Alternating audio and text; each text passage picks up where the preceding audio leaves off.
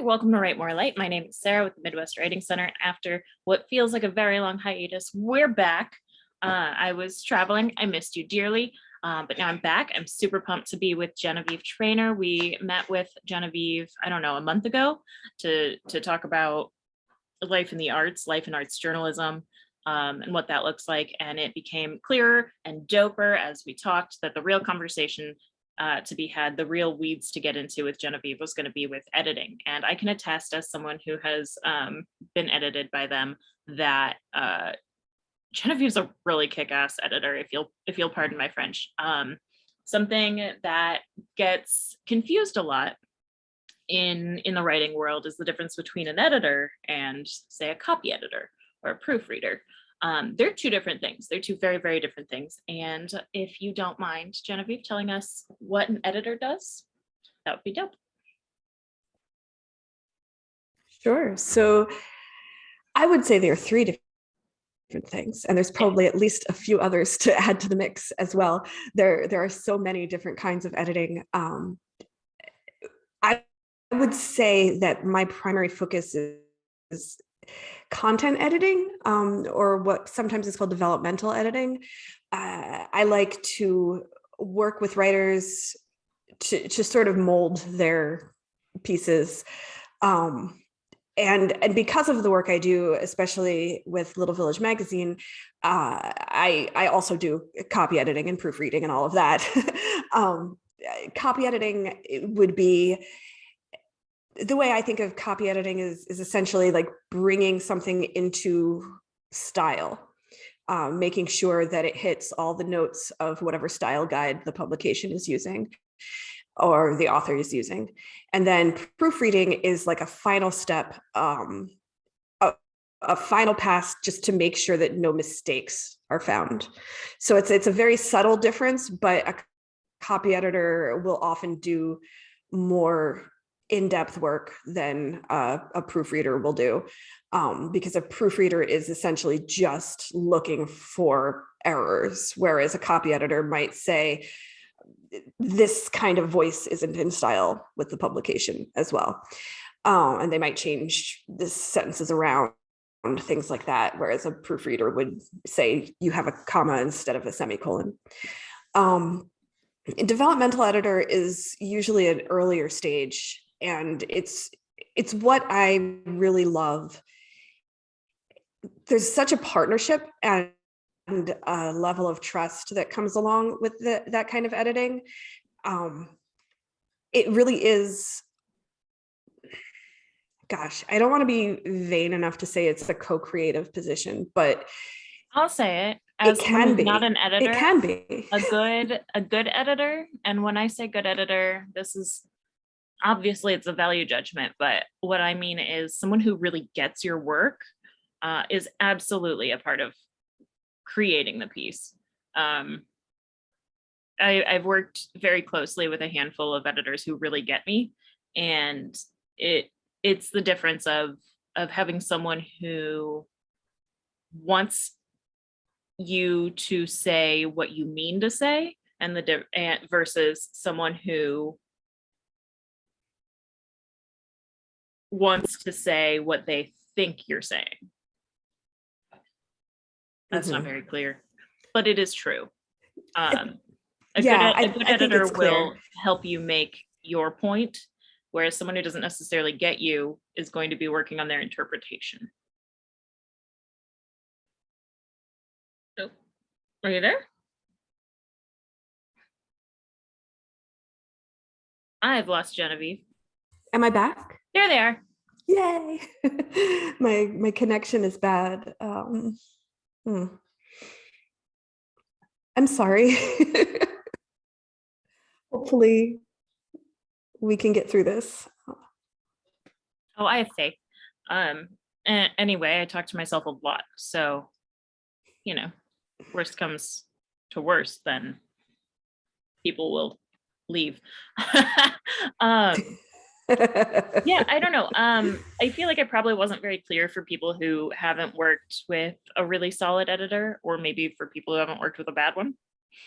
I would say there's a lot to be said for having the right fit, But I also think that a really, really talented editor can bring out anyone's style, like a producer on music. That's a good analogy. Yeah, I think style is incredibly important, and voice is incredibly important, and it's I mean, that's sort of the fun of it, right? Of editing, is to put yourself in someone else's head and figure out what they would say. It's like improv, right? Like you create a character and then you run with it. Or so in that sense, it is almost creative, because it's pulling something out that already exists but doesn't necessarily know it wants to exist. I'm being so opaque. I would edit the fuck out of myself right now if I could. Um, Yeah, so it's not quite like improv. You have time. No one's watching you in the moment. But I love, you said almost creative, and I went into like a dictionary spiral in my head. Like the word creative really is, when we say it, we mean like arty, right? But in its base, it is about creation. And so the reason that you would say almost creative is because you are not the creator, right? But it is an act of creation. It's an act of bringing something to its creation. it's an act of nurturing. It's, the author plants whatever seeds they want, and I just have to figure out the best way to help them grow. I love that. And I think it's really only opaque because it's sort of well, art tends to be, right? Mm. So you have worked on my work in I was going to say a journalistic setting, which is true. But I don't feel that like reviews quite fall under that. And that is the primary experience we have working together. Mm. Reviews are definitely subjective, where generally speaking, we want journalism to be on the objective side. And I can say it definitely, historically, when I've worked with an editor, it's been very collaborative. Like we're sitting there together. They've already read my piece and we're fighting now. Granted, I'm very lucky. I'm sure I've said this before. One of my very best friends went to editor school. And that was so fortunate. She knows me probably uncomfortably well for someone who works on my writing. Where like the notes will be like, I know you're referencing this person here and it's too much or whatever. And I'm like, all right. But traditionally, you're not going to be sitting there boxing with your editor who happens to know your deepest secrets. And it's still very collaborative, just with some distance. There's not a question there. I just want to say it seems like you have an intuitive understanding, which I don't know, I guess hopefully isn't true, but I think is definitely true. You're a writer at the end of the day. But I do think probably it can be taught. I think that writing can be taught. Probably, yeah. I imagine. Getting myself into a murky space here. I think any expression of art can be taught. Frankly, I think dance can be taught. I think acting can be taught. I think the thing that can't be taught is having a point of view. It's easy to say that everyone has their own point of view, but some people kind of don't. Some people approach the world almost opinionless. And if you don't have something of yourself to put into it, if you don't have that passion, drive, those aren't the right terms, but you have to have something to say. And once you have something to say, you can be taught any mode of expression for it. But if you don't have something to say, you're never going to be an artist. I think so too. I think it's really problematic when people talk about, I don't know, there's like a gatekeeping that we see a lot in the arts, which is about like, well, you were either born gifted or you weren't. And I think for one thing, that's trash. But a lot of my work, and my favorite work, is with people who are reluctant to call themselves writers. And it's because of that messaging that they're reluctant to call themselves writers.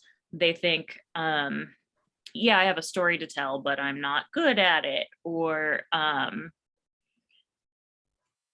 you know, I really wanted to do this thing, but it wasn't practical. And therefore, and the fact is, maybe this isn't a fact, maybe this is just Sarah being a hippie, but the fact is that we're all born with some art inside us. And the thing that's stopping us from moving forward is you know, being told that it's not the right thing to do. So I'm just gonna, that's where I'm gonna be. That's my stance. If you're ever gonna talk to me, I'm gonna tell you, you have a story to tell, and I'm gonna beg you to let me help you tell it with a good editor. Before we were recording, we were talking about, well, maybe we weren't talking about it. We were talking about it, that there's a difference between editing poetry and editing prose, and creative writing versus, say, journalism or more traditional forms. Because, of course, my writing is what we're going to look at. We're going to do some practice in editing with Genevieve here. And I'm going to ask questions, and it's going to be probably really annoying for them, but I'm going to do it anyway. And my writing, which I was trying to navigate before getting on this call, my writing's pretty weird in its not raw form, but the way it comes out, the thing that comes naturally to me is pretty weird. And I didn't know if that would be if this would be the right setting, or if that would be super annoying and inconvenient for someone who's, you know, trying to demonstrate what editing is. And Genevieve said, go for it. So we're going to go for it. I brought a prose piece that I wrote actually for a lyric poetry class. So what that means is it's prose that is just heavily influenced by poetry. And then a poem, which is kind of a funny shape. We're gonna look at that short one first, just because it's shorter. I'm gonna screen share, and Genevieve has access to these documents, so they can edit in real time. And I think I'll read the piece for the audience so that you don't have to like pause the video and rush through trying to read it. And also that will probably help Genevieve to understand more of what I'm trying to convey. A lot of writing is vocal, and we ignore that a lot, especially when trying to edit our own work. We hear something that other people don't, and that all goes into play. Let's just get to it. So I stopped talking about it.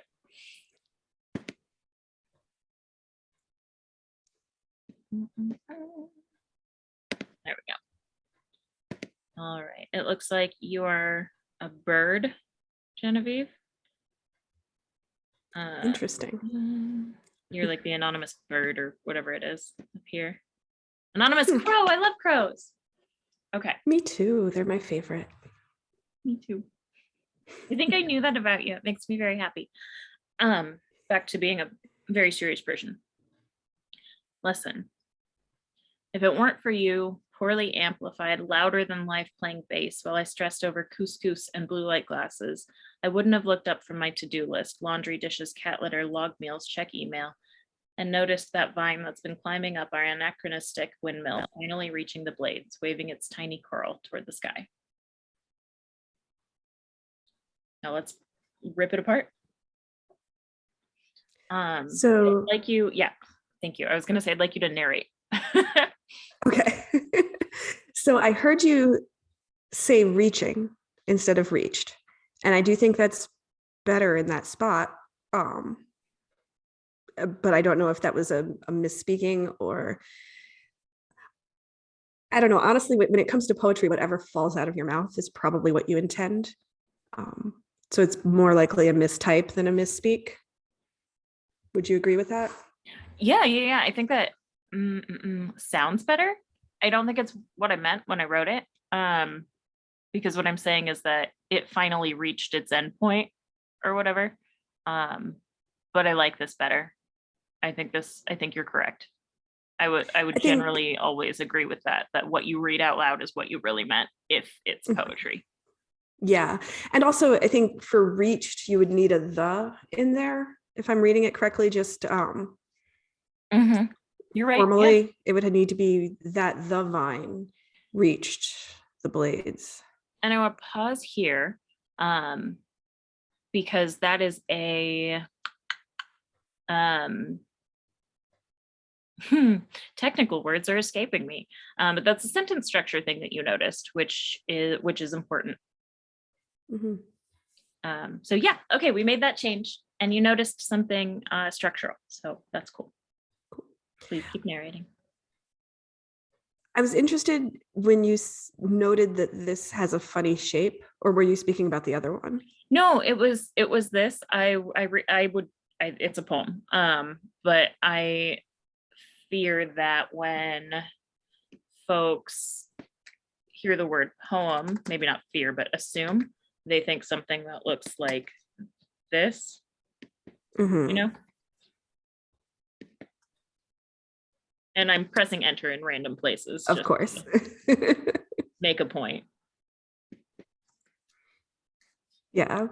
And I think this is what we think. But you do have line break. I do, yeah. And I don't love that, but that is an exercise to play with someday in the future.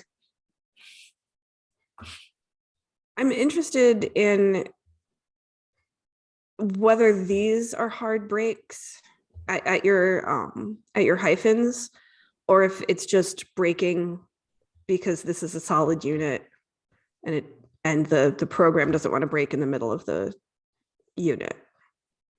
Well, these should be M dashes first. They happened before Google made the change that made our lives easier. So I wanted a hard break because the to-do list is a different speed, a different vibe, right? The rest of the poem is about noticing, pausing, and this is the moment of do.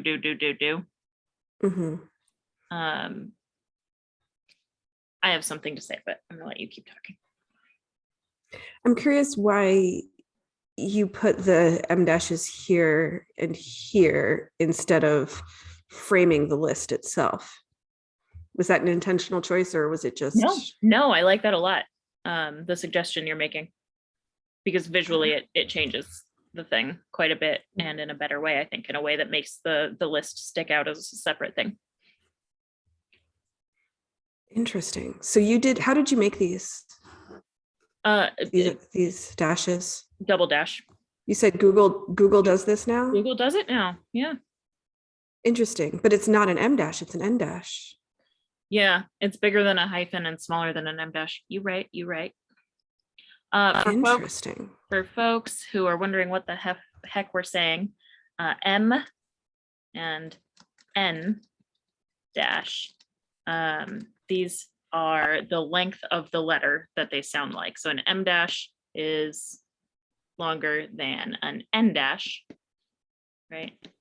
M is a bigger letter than N. Well, that's not really true, but once upon a time it was. Yeah. And this is a hyphen. This is an N dash, and I don't know. Well, let me do a third thing. Whoa, there's an M dash. It's three hyphens. Whoa, that's amazing. That is so good to know. I still use alt codes for everything. So that will change my life. Cool. So they do allow for both. Interesting. Nice. I love M dashes. They are probably my favorite punctuation. I've been known to overuse them at times. They're sexy. But They're fantastic. Visually And and effectively, they have impact. yep. Absolutely. And end dashes are so rare. Like I bet you I've never only used really officially use them for like ranges. If it's like a date range, you're supposed to use an end dash, and that's like one of the only instances. I think sometimes you can use end dashes for lists. Yeah, they're so rare, so they're fascinating, but I don't often have occasion to use them. Um, I can tell okay. you. Oh, go ahead. Oh, I was just gonna get back to the Mhm. instead of romanticizing end dashes. Um, I mean, I think that's great though, because it shows, that there's passion to this project. yeah. So I'm interested in the line break after listen that causes the piece to look like a letter. Um, I'm blanking on the term.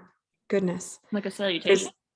yeah, yeah, it's a salutation in this case, and except for the fact that the I and if is lowercase, and I don't know if that's intentional or not. I don't think it is. Or at least even if it was, I don't remember why. If you like that it looks like a letter, which is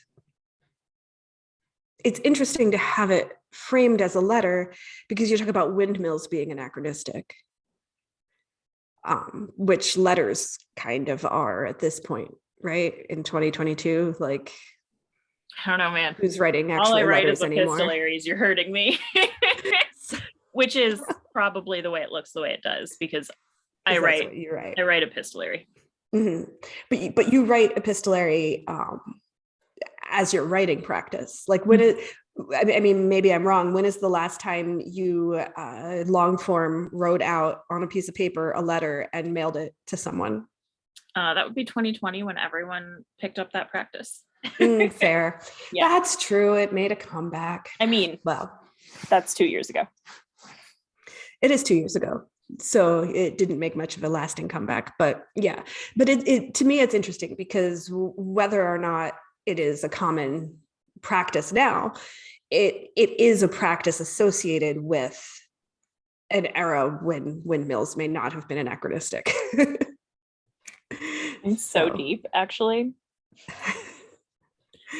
um, So that word anachronistic is something that I'm not sure of in this piece. The meaning is what I mean, but the word is a mouthful.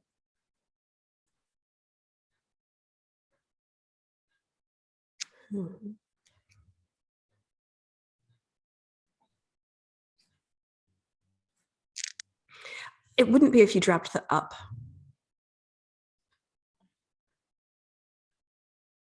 Say it out loud, the two phrases. The vine that's been climbing up our anachronistic windmill. The vine that's been climbing our anachronistic windmill. Wow, how do you do that? It's just the rhythm and like and the plosive, the p is interfering Yeah, with the there's a lot of flow. vowels. And even the consonants are not crunchy. But the up, because of it's a landing point and it doesn't allow for the sentence to climb, whereas you get that internal rhyme too. Once you drop the up, you get that vine that's been climbing, whereas if you land on the up, it's that vine that's been climbing up, and you lose the rhyme. Wild. Now, can you describe to me what this windmill looks like? I'm asking this as the writer of this piece. I want to know if that is in fact the right word. If you're getting the image I want you to get. Interesting. I I don't think I could describe the windmill, but I feel like I could describe the setting, right? Like if the windmill is anachronistic, then it means that it doesn't belong there. So whatever it looks like, I mean, there's a dozen different ways a windmill could look. And if you're asking, am I picturing like an old timey wooden thing, or if I'm picturing like one of those blades of death that's all along the highway, then yes, the old timey wooden thing. But yeah, I see like a more modern urban kind of home with maybe the highways nearby even, but there is a random windmill in the yard or in the garden Cool. that just doesn't fit in. Is that what you're going for? Yeah. I thought about replacing anachronistic with rusty or small. Small wouldn't work. Then you think of those things that kids blow on. Mm. But Well, yeah, that's a pinwheel, but you're right. Okay, your turn. I'm curious about poorly in terms of amplified. I feel like I'm getting the right sense. And correct me if I'm wrong, but the tension between poorly amplified and louder than life doesn't feel necessary. Like it sounds as though you're trying to say that the amplification is shoddy, is like a crackling speaker, as opposed to the fact that it, like, poorly amplified on its own makes it seem as though the amplification is insufficient, that it's not that loud. Yeah. Yeah, no, you're right. I meant like a loud, shitty amp. Yeah. Trying to think how that could be phrased with economy there, though. Sorry for the noise. I was trying to reposition quietly.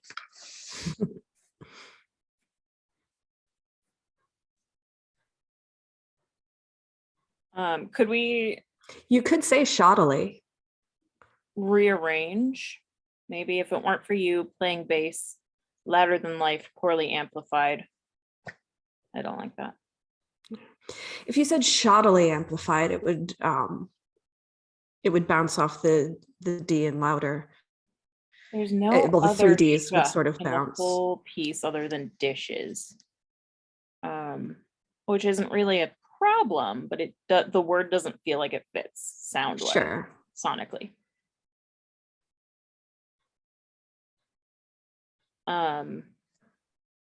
But then would you also get rid of loud? Well, you want it to be loud, right? Mm-hmm.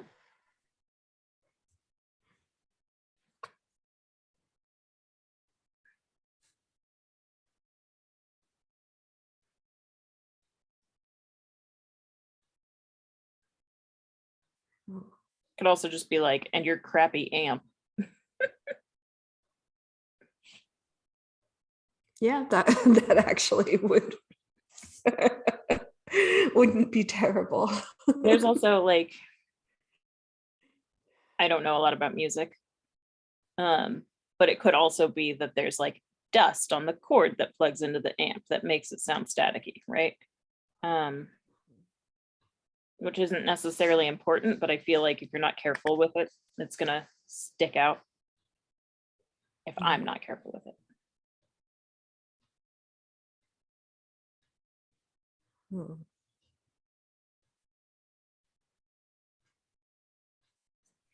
I don't know.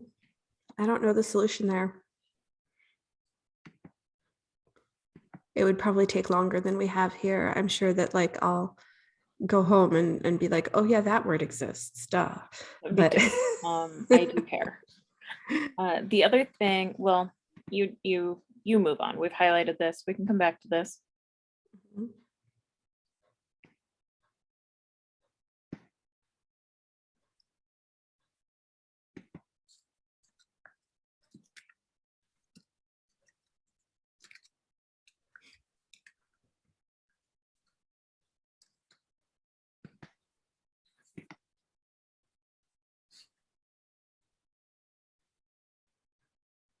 Well, the other place I have questions about is the list. Mhm. The items on the list could change. In my head, the thought is that this piece should be annoying in the middle of the poem. Mhm. Was that my intention when writing it? No. I was just writing when I was writing it. But it doesn't have to be meal logging. That's a weird, something I'm not really into pushing a message of. Hmm. I I was really trying to fill out a to-do list when I included a to-do list in the poem. And I Mhm. was like, what are things that people do? Chores, really. Mhm. But I'm not married to the items in the to-do list. And if there's a better way to do them, could also look like a list. That's a thing. I'm open to criticism. I don't think it needs to look like a list, and I don't think it matters what the items are. I don't think it matters at all. Like in the slightest, I think you could pluck things out of your head. I think you could say it at two different open mic nights and have two different lists, those two different nights, and it wouldn't matter a bit. Love that. I I think it's important that it doesn't matter. I think that spending too much time on it is dangerous, because what's important is that you looked up from your to-do list, which means that you're making a to-do list, not actually doing things. No, totally. And No, like, you're saying what I'm hoping a reader would get from it. So that's good. awesome. Yeah, it's definitely there. Yeah, that's exactly I do hate what meal logging though, and I will get rid of it. It's just not an agenda I want out in the world. that makes a lot of sense.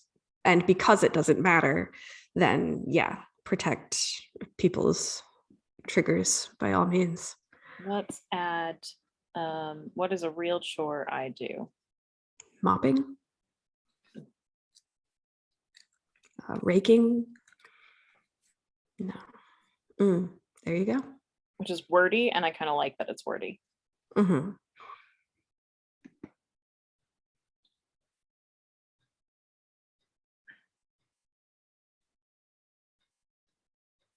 I'm really, really excited about this bit personally. Now, this is, Yeah. spoiler alert, a real moment in my life. I I looked up and noticed the vine had reached the top of the windmill Mm. because I heard the music playing, and I was like, granted, I maintain art and life are separate, can be, should be, maybe. And if the better piece was not based on real life, I would want the better piece. Mhm. Yeah, I had a poetry instructor tell me once that just because it's true doesn't mean it works. Yeah, that's something we've been talking about in Writer's Studio lately.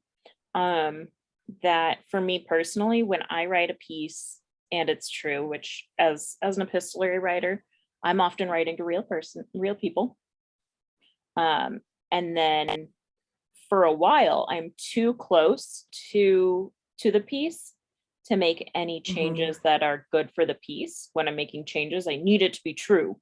And then Mhm. like a year goes by and I can edit the piece for real and make it a better piece, which makes it less true to life and more honest in the way that art is, and Mhm. ends up making a much better piece, which I It can be also really prefer to like fictionalize everything because I don't want anybody to know anything.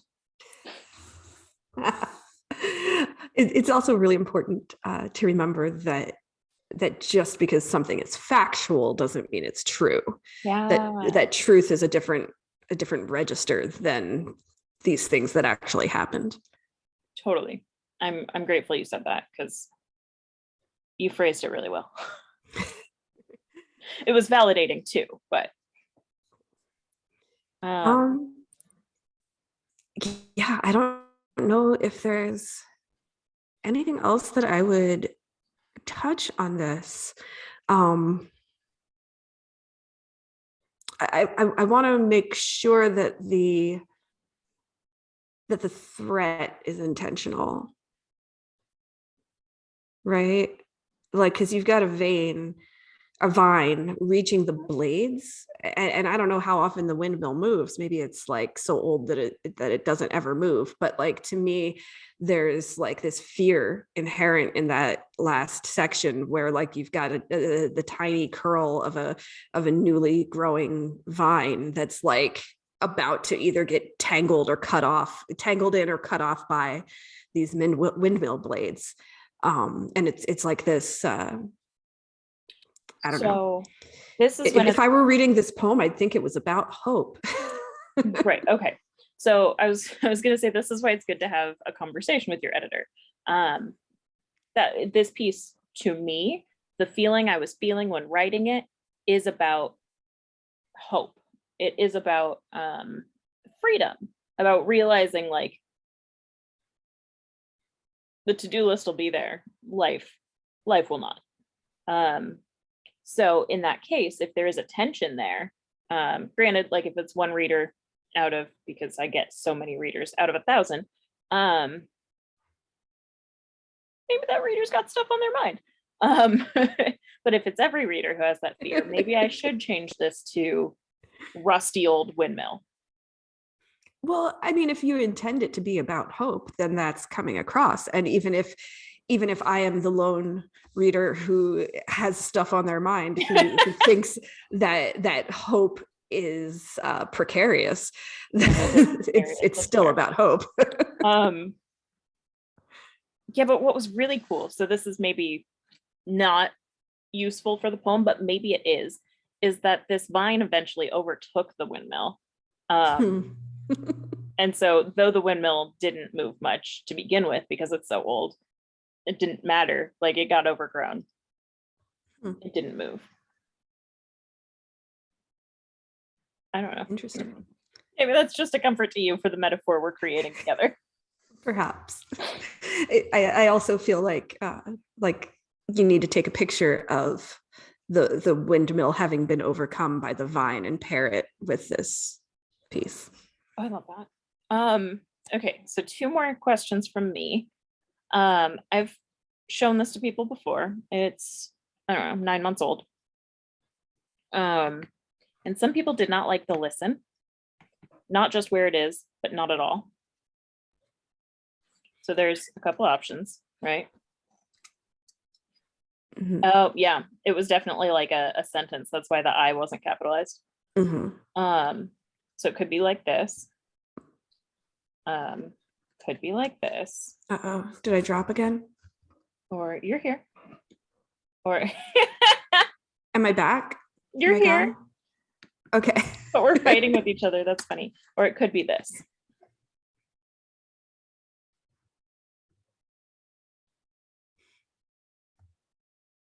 Personally, I think the listen adds an urgency, but I don't know that that's necessary. Well, listen. Depends why you're telling the person. Are you telling them as a thank you for having guided your attention to it? Or are you telling them because they need to get the fuck out of their head and move back to life? Yes. For me, this is to a person from me, right? Which ordinarily in workshopping, we assume that the narrator and the writer are separate. But I'm saying, sorry, I'm not workshopping well. You've brought so much joy to this moment for me. I need you to see this joy in this moment. Yeah, then I think the listen is necessary. And I'm biased because I tend to use that exact word more than I should. And I'm aware of that tendency. That and look. I think that's really powerful. Yeah. But yeah. I'm gonna read it both ways. Listen. If it weren't for you, poorly amplified, louder than life, playing bass while I stressed over couscous and blue light glasses. Or, if it weren't for you, poorly amplified, louder than life, playing bass while I stressed over couscous and blue light glasses. Is it different? It is. It's very different. Without the listen, the ear lands on the you more. The you is the subject of the poem, and like I said, it's a thank you. It's nothing more than a thank you. It's not calling the person to attention. It's not centering the vine. It's centering the bass player, and it's yeah. Then Also, I think, yep, what about abusing the amplifier?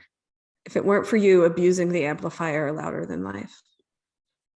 I would say abusing the amp Sure. before I would say amplifier. Sure.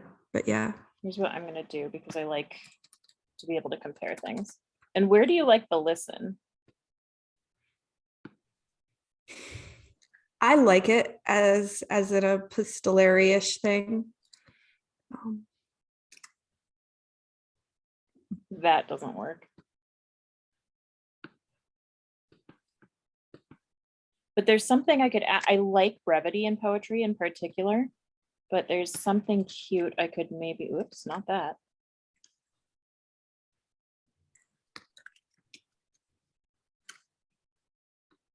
Here's something cute we could maybe do. Let's make it a little longer.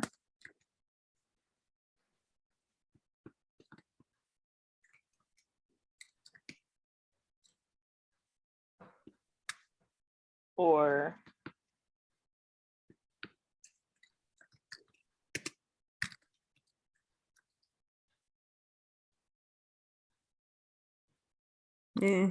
That's getting too deep in the weeds.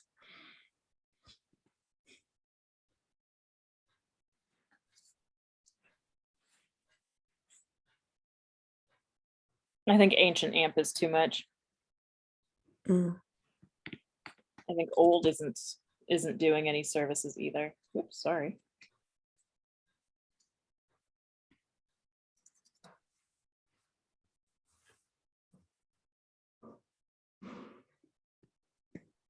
So you like the call to attention from listen, like that? I do. Does it need a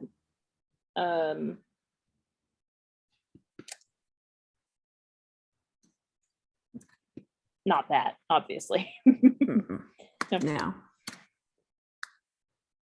Because it really is just one sentence. Mm-hmm.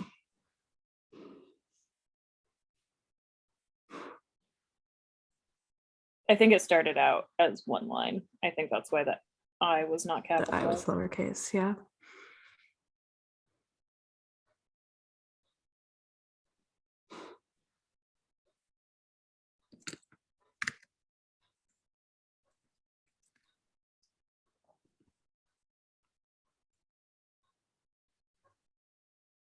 For anyone who may be wondering, the more small words you use, the slower you read it. And also slash, but really I changed that because I say take the garbage out. I don't say take out garbage. Granted, I think what Genevieve said was true. Doesn't matter what's on the list. And that makes me really happy.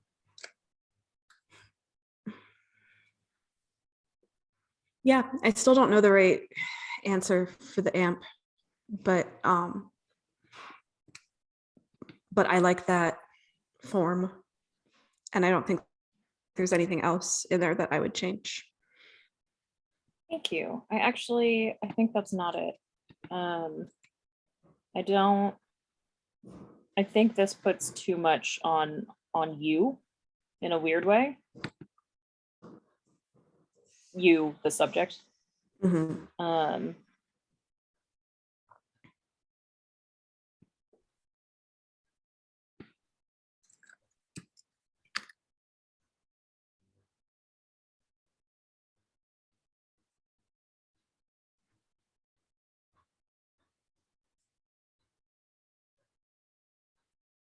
Louder than life, but poorly amplified. Mm. I don't know. I think it's something that you need to sit with for a while. I don't think we will find the answer in this conversation. You're Not to be probably right. rude, but No, that's what art is, right? At the end of the day, there's a lot of waiting and a lot of yeah. like emotional patience. Mm. Mm-hmm. Um, yeah. Do you think you can talk about what's happening in your head when you see a piece for the first time that you're going to edit, and or what the process is like? Mm.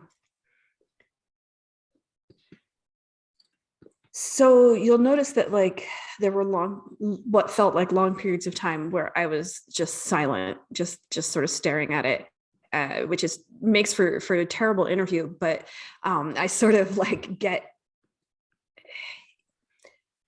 I sort of live in the piece. You sort of have to like, especially with a poem, you sort of have to like embody it. You have to dive straight in and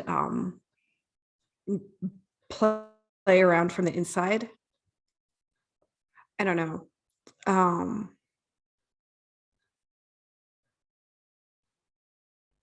For all that it means many, many other things, like whenever I try to talk about it, I always think of the Adrienne Rich poem Diving into the Wreck. Like it really is just like it's like this magical place that you come into, and I don't know, it's a zone that I don't get into when I'm writing, certainly. This is really hard to explain. Nobody wants to be inside my head. It's the process is very like, I think the tough thing about talking about writing is that writing is an art and words are very specific. And so I think there's a feeling of if I get the words wrong, I'm not making my point correct, which is how language works. But talking about art, do you remember the movie Playing by Heart? no. Doesn't matter. It's an ensemble movie from the 90s. But I was going to quote it. They say talking about love is like dancing about architecture. Oh, that's actually a spin off of some older famous quote. I think it's writing about music. I'm sure. But that's the thing, right? Like you can't, like, talking about art is really hard. That's the point. Yeah. And I'm sure the character who says it is, knowingly stealing that quote from someone. Probably. Yeah. I haven't seen it since the 90s, so hard to say. Anyway, I'm grateful that you're trying to put words to it, and I'm finding it helpful because I do these shows because I think they're cool. But I'm being selfish. Like I'm learning from you. I'm not a content or developmental editor. I want to be because I think that those are the people who understand a piece as a whole better than anyone else, including the writer a lot of the time. But it's just not like I don't look at a piece and see the whole picture. In a way, like I have a bad visual imagination. I can't imagine remodeling a home. I just Mm-hmm. I can't imagine what's not in front of me. There it is. Mm-hmm. That's what I was trying to Yeah. say this whole time. Where like as a proofreader, I kick ass. I know you are overusing commas. I Side do. note, all of you, everyone in the world is overusing commas. Yeah, it's true. It's a true fact. Um, it's an easy. It's funny. It's funny that you say remodeling a home, because I was going to go back to a metaphor that I definitely overuse, but it's like interior decorating in a sense.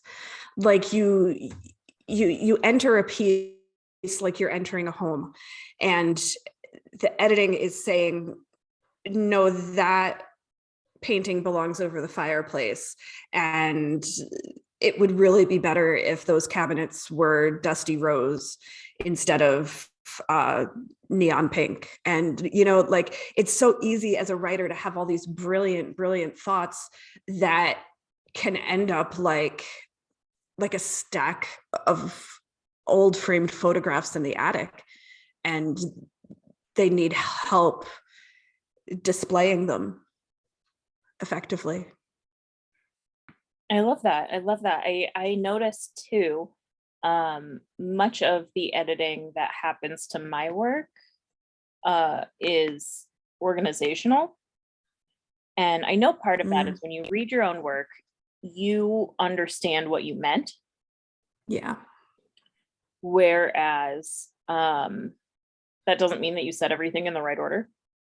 Right. um and I noticed that a lot in my work, and I've been trying to, with you specifically, I try to look at what changes you make to my work so that I can see what I did and what I can do differently in the future. I'm a nerd about these things. It brings me joy. And so I have noticed that a lot of the time you reorganize the structure of a piece, and I'm like, oh duh. Which, by the way, is a sign of a great editor. When you read it and you go, oh duh. Because it doesn't, I mean, you can't read your own work the way an outsider can. You just can't. But that's part of, I can't see what's not there. Because I do a workshop, I workshop with people twice a month, and I try really hard to give good feedback, but I can't see what's not there. That's a shortcoming of mine. And so something I do is try to play around in my own head with what might it look like if now that I have rearranging the order of things in my head, what would it look like if I rearranged something that I personally care a lot about because I think it's fun, but also because I think it's challenging, is titles. Those are everyone's enemy, really. Yeah. There's a magic and a stress to titles, like whether or not they're good, whether or not you care about them. And that's also why a lot of people don't title anything.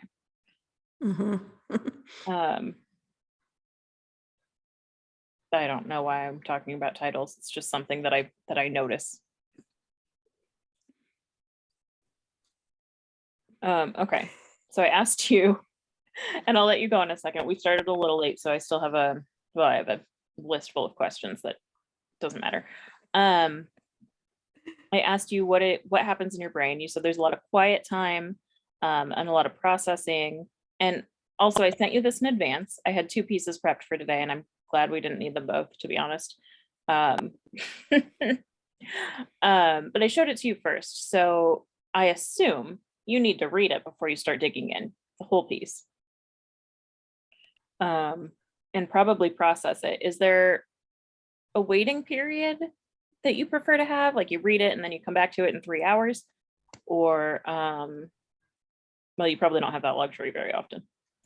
Right. That's pretty uncommon. It's tricky because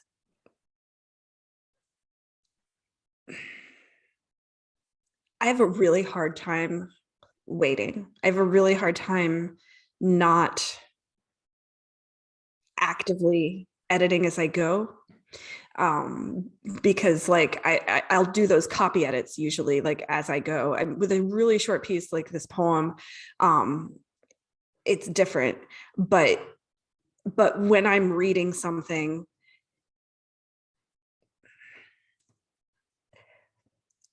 I don't know. It's like an itch. It's like a feng shui, I guess, right? Like you can walk into a home and be like, something feels out of place.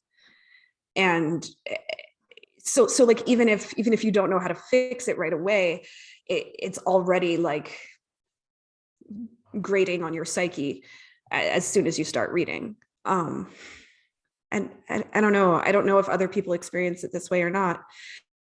But there's this sense. It's rare, I would say, that something that feels wrong is justified by something later in the piece. I think this is actually perfectly exemplified by our trouble with what to say about the amp. Because you're right. When you say something is poorly amplified, you mean it's not loud enough. Amplification means bigness. Where I'm stuck on anachronistic, and that turned out to be because of consonants. I don't know if that's the right word. You're talking about like not consonants with a T, but correct. Consonants as the opposite of dissonance. Yeah. And you saw what was wrong there when I mentioned it, fixed it in a second, probably just by rereading the sentence once or twice.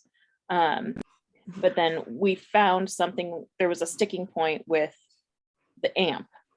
And we don't yet know what the answer is, but we're closer because we know which thing was wrong. Right. So like, no one has ever talked about art and had an easy time with it, right? But I think by talking about it, and especially with the particular figurative language we're using, we're getting there. I mean, we're explaining. You're explaining. I'm sitting here. I guess the other watchers / listeners would have to weigh in on that, on whether it's working. I somehow lost the video. I was gonna be like, let's find out. Whoops. I lost it.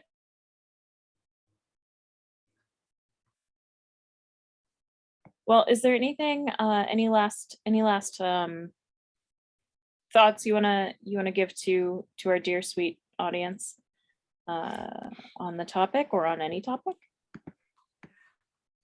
I would like to say, don't be afraid of editors. Like, I think a lot of writers are afraid that an editor is someone who's going to come in and tear your vision to shreds. And really, we should just be like adjusting the binoculars. Yeah, I see that a lot. There are a lot of people who are very afraid of editing in the world. I'm really glad you said that. I know when I was a kid, I had this idea that like art in its purest form is as it came out, which might be true. But that doesn't make it its best form. And I think there's a bit of,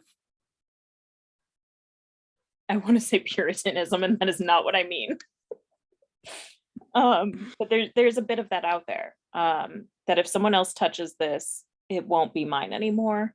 Or if someone else touches this, they'll ruin it. And that's just no good human being will do that. It's not about the quality of the editor, but the human being who is touching your work. If they care for you, and or they care for art, and or they care for your art, they're going to enhance it. For sure. Editors are the producers of the I'm so happy with that one. Yeah, I think it's oh shoot, I had something I was going to say and then I lost it.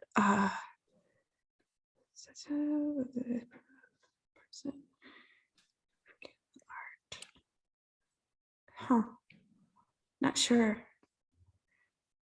Oh, I was going to say that writing is such a siloed discipline that a lot of writers are out of practice with collaboration.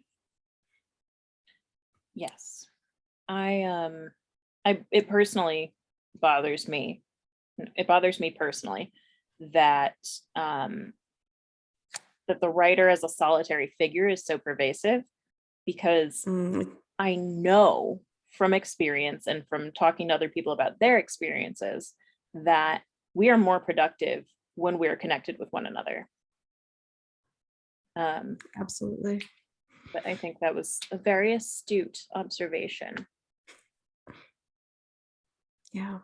I mean, I wouldn't have made the observation. I'm impressed by it. But I said I'd let you go. So please bear with me for about 30 more seconds. I'm going to talk about some upcoming events with the Writing Center, and then I will let everyone go forth and write more light into their lives. So big exciting stuff. This weekend we have the Iron Pen Awards ceremony and reading. And at that event, not only are we going to hear some really excellent writing, I was pulled last minute to, and I'm not traditionally a judge for Iron Pen. I was pulled last minute to do some judging for Iron Pen, and it was a really, really great group of writers this year. I mean, last year was really excellent. You know, it can be hit and miss. That's all I'm saying. It was really great this year, so it's going to be a really great show. But also, we have some great announcements in addition to the winners.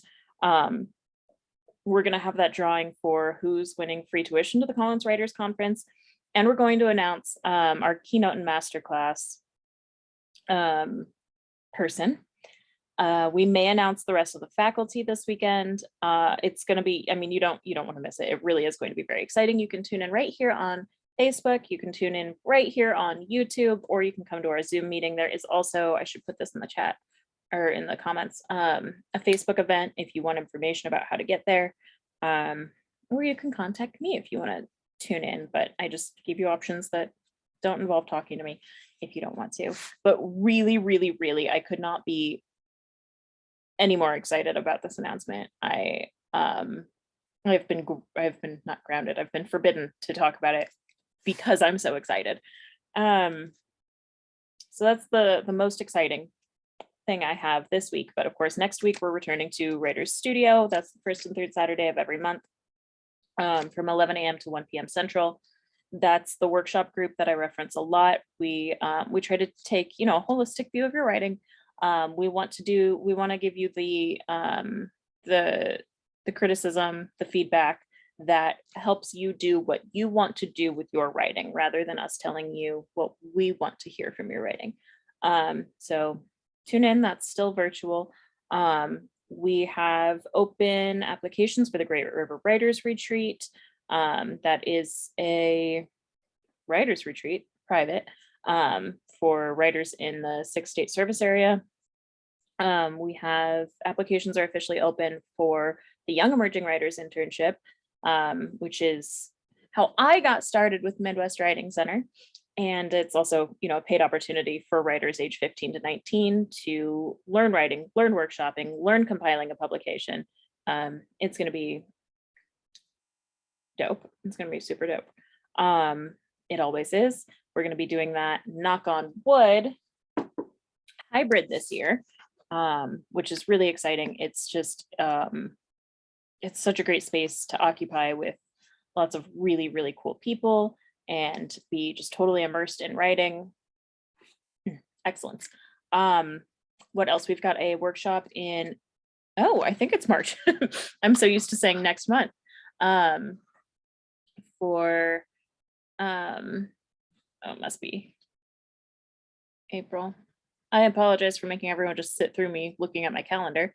A Crash on Flash workshop. It's a one-day workshop with Audra Kerr Brown, who is an absolute star of short form. It's on Flash fiction. We're gonna look at really great examples and figure out how to execute and make our best Flash writing. That is all I've got for you now. Please, well, first, thank you, Genevieve. Thank you, thank you, thank you. I personally learned a lot. I also am really grateful that I got a huge benefit out of having you look at my work. And as always, please, everyone, write more light into your life.